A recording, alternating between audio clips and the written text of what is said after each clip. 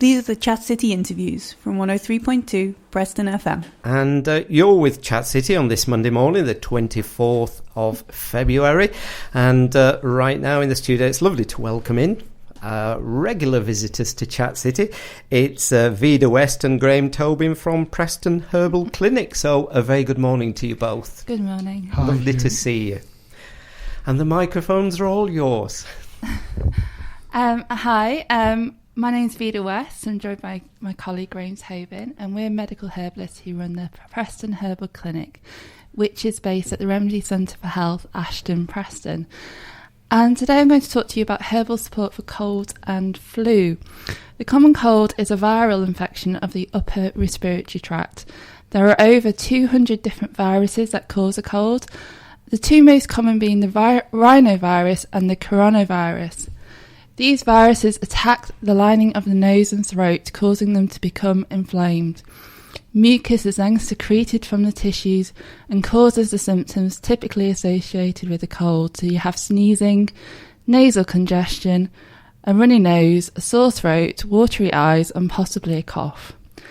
Influenza, or the flu, is likewise a viral infection, but the symptoms are more severe, and the sufferer feels very ill and has a fever and achy bones. However, the advice given will be beneficial to both conditions. So for most people, the cold will last between 5 and 7 days. However, if you have a cough, it may take up to 3 weeks to get better. Young children may take a little bit longer. And as the cause is viral, antibiotics are useless as they only treat bacterial infections. Natural remedies may help you to recover more quickly and ease the symptoms. It's worth noting that sometimes a cold can progress onto secondary infections, for example, ear infections or sinusitis. So the first thing I want to talk to you about is prevention, and the key thing here is to support your immune system, as this needs to be strong and healthy to fight off viruses. So what you want to do is make sure that you eat healthy, nutritious foods, so plenty of fruits and veg. Whole foods should be eaten, and by which I mean unrefined and unprocessed. And I always recommend eating a wide variety of foods so you get a range of nutrients in your diet. It's important to make sure that you're getting enough rest and some exercise. Veda, what happens when you actually get a cold or the flu? Are there things you can do to reduce your symptoms and help your body to recover more quickly? Yes, there are, Graeme. Drinking plenty of fluids and herbal teas can help to thin mucus. You should make sure you have plenty of rest. Reducing dairy and wheat may help to reduce catarrh, and reducing sugar can help as this impairs the immune system, and this includes fruit sugar. However, fresh fruit is fine because it's got a lot of water in it. Honey is also okay. I'd recommend adding garlic, onion and watercress to your diet, and increase your intake of vitamin C by eating fresh fruit and vegetables. In terms of herbs, we have herbs that support our immune system. A well-known herb is echinacea, and there's loads of echinacea products available in health food stores for you to choose from. We also have herbs which are antiviral. One of my favourites is elderberry, and elderberries were traditionally used for treating the flu.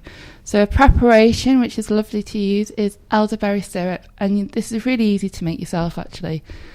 Anticatarrhal herbs will also help, and these reduce the amount of mucus your body produces. So thyme, eyebright, elderflower are all anticatarrhal. There are also herbs which are diaphoretic. These are herbs that increase the circulation to the skin, making you sweat, and therefore they will help to reduce a high temperature. An example of a diaphoretic herb would be yarrow. Veda, are there any particular herbal teas that can be helpful? A traditional cold and flu tea could be made up from equal parts of peppermint, yarrow and elderflower. And if we look what's in it, peppermint's a decongestant, so if you're kind of stuffy, got a blocked nose, it would be really helpful. Yarrow can help to break up fever, and elderflower is anticatarrhal. And as a general rule, when you make a herbal tea, if you're using the leaves, stems or flowers, what you want to do is make an infusion. And that's basically where you add hot water to your dried herbs and leave for 5 to 10 minutes before you drink. One of the common symptoms is a sore throat. Is there a particular herb that's good for that? I really love marshmallow tea, and by marshmallow I'm referring to the plant Althea officinalis. The root of the plant is used, and basically you steep it overnight in cold water and then sip freely the following day. And marshmallow contains a water-soluble fibre that soothes irritated tissue. Alternatively, you could try herbal throat sweets, or a marshmallow syrup would be very soothing. What remedies will listeners find in their kitchen that might help with colds and flu?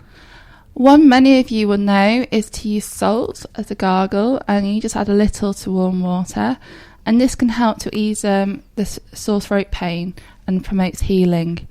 If you have any ginger, you can make ginger tea, so you simply just add a couple of slices to hot water, and ginger will help to clear the nasal congestion and ease the sore throat. Another simple tea is lemon and honey. You can also add a bit of ginger to that.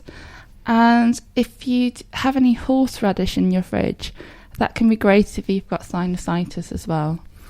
There are also a number of warming herbs that you may have, or spices. So we have things like cinnamon and ginger, and these are all heating, which can be really beneficial. And what I do is when I have a cold, I concoct teas from ingredients found in my kitchen cupboard. So a typical tea may include ginger, cloves, cinnamon, black pepper, cardamom, lemon and honey. And it varies depending on what I have in. A recipe may be 6 peppercorns, 6 cloves, a stick of cinnamon, a few slices of ginger, and then I simmer it in a pan for say 10 to 15 minutes. And usually add lemon and honey to taste. So there's quite a lot you can do without going out and buying any products. Well, today, Veda, I'm going to talk about gout, which is a condition that has been known for a long time. The ancient Egyptians recognised gout as a clinically distinct disease. Graeme, did we not do a slot last autumn on gout? Yes, you're right, Veda, but I want to mention it again because I'm excited by some recent research on herbalist treatment of gout, which appeared in the Journal of Herbal Medicine. It's not a trial to see whether herbal remedies are effective in gout, but rather a survey of practitioners, newly qualified and very well experienced, who are members of our professional body, the National Institute of Medical Herbalists, which is the oldest professional body of herbalists in the world, concerning their treatment of patients with gout. So, Graeme, what does the new research look at? Well, most of the 142 herbalists in the survey said they treated chronic gout more often than acute gout. And since, as you said last time, Veda, that the condition begins with an acute attack, often in the night, which can be severely painful, sufferers will want speedy treatment, but are not likely to have a herbalist on call, even if they wanted one. And so will naturally choose easily accessible conventional treatment of anti-inflammatories, together with ice packs, rest and elevation of the limb. Subsequent attacks establish the disease as chronic, and this is when sufferers might engage a herbalist. Treatment in chronic gout is aimed at preventing further attacks by advising weight loss, changes to diet, low alcohol consumption, sufficient fluid intake and exercise. And if this is ineffective, then by lifelong prescribing of drugs to reduce the level of purines in the blood. Risk factors for the disease are both those that cannot be changed. For instance, it's more common in men and can run in families and also be linked with age. And those that can be modified, such as your diet, alcohol use, exercise and weight, and the medications taken. Despite it being commoner in males, herbalists, the survey shows, treats more women than men, in line with the finding that more women use complementary and alternative medicine. As you pointed out last time, Veda, diet is very important in the treatment of gout, and the avoidance of foods high in purines, such as offal and shellfish. I actually remember one man I treated many years ago had developed the condition when he was a porter in Smithfield's meat market in London. He was accustomed to obtaining offal for free and consumed large quantities of it. What does the new research show, Graeme? Well, since the disease has been known for millennia, it might be expected that herbalists in the past developed effective strategies to treat gout, and some of these are still in use today. This is important, actually, since studies show that the treatment of gout in orthodox healthcare is less than optimal, with GPs failing to follow treatment guidelines or prescribing medications for individuals with contraindications and not attending to patient preference regarding treatments, with the result that patients do not comply with treatments. This particular research looked at herbal remedies for gout in historical and contemporary herbals. It reviews the current evidence base for herbal medicines and today's herbal approaches. What herbs are today's herbalists prescribing for gout patients, Graeme? Well, comparing these herbals, old and new, with what the practitioners said in the survey, 6 herbs stand out as remedies for gout. Top of the list are nettles and celery seed, which is what I gave the man from Smithfield's Market all those years ago, and which you, Veda, flagged up last year. And of course, by celery seed, we do not mean packets bought from a garden centre, but medicinal quality seeds.